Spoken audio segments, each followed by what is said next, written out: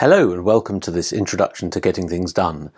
We're going to have a high-level look through what is involved with getting things done, how you can benefit with getting things done, why it's important, in advance of you attending the Fundamentals seminar, where you'll have the opportunity to do a much deeper dive into this material and gain what lots of other people, thousands of other people, have already got from getting things done, which is increased productivity with less stress. Getting Things Done was a book written by this man, David Allen, first published in 2001. It was based on him working with high-level executives through the 1980s, 1990s, and coming up with some core ideas which he managed to distill into this book, which makes the material available for all of us here. So there's lots of miles on the tyres of what we're about to discuss.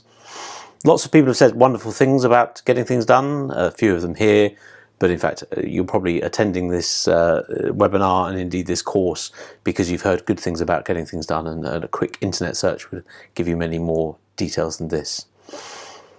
Now, one of the core principles that runs throughout our work is that we want to use our brains for what they're good at and not for what they're lousy at.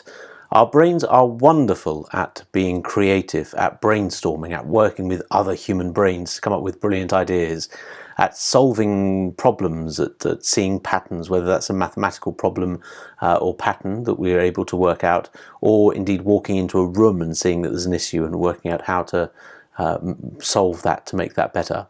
So that's what our brain is very good at. What our brain is very bad at is remembering an inventory of all the things that we've got to do in our world, either for the rest of today or this year, or all the things I want to do with the rest of my life. It's not good at remembering all of those things, and it's particularly not good at reminding me when I should be doing things. So anything that I've asked my brain to remember, it will do its best, it will try its hardest to try and hang on and to remind me, but it thinks that anything I've asked it to remember I should be doing now, and it can't prioritise between a low-level item or something that's very important for me or my company. So the book was written in 2001 and it hit a nerve. It sold now 2.3 million copies around the world, and it's been translated into 30 languages. So it hit a nerve, and it hit a nerve because people were being swamped in 2001 with the amount of information coming at them, and things haven't got quieter since then. Increase in technology, email, lots of other messaging systems. There's now many more ways that people are trying to get our attention, news cycles trying to attract us all the time, social media. So things are really busy, and so GTD matters more now than it ever has before.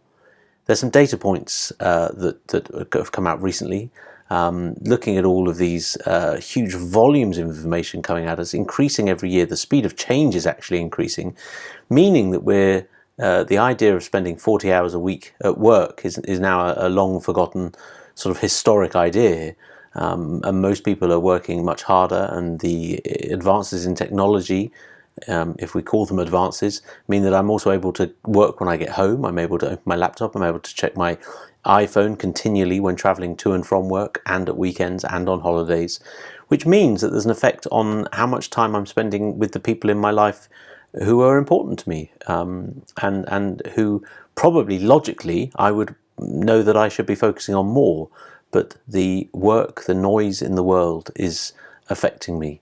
So this continual volume, this stacks of paper coming at me, digital stuff coming at me, the data that we've just looked at causes chaos in our brains. We accept that there may be chaos in the world, but we don't think chaos should be in our brains.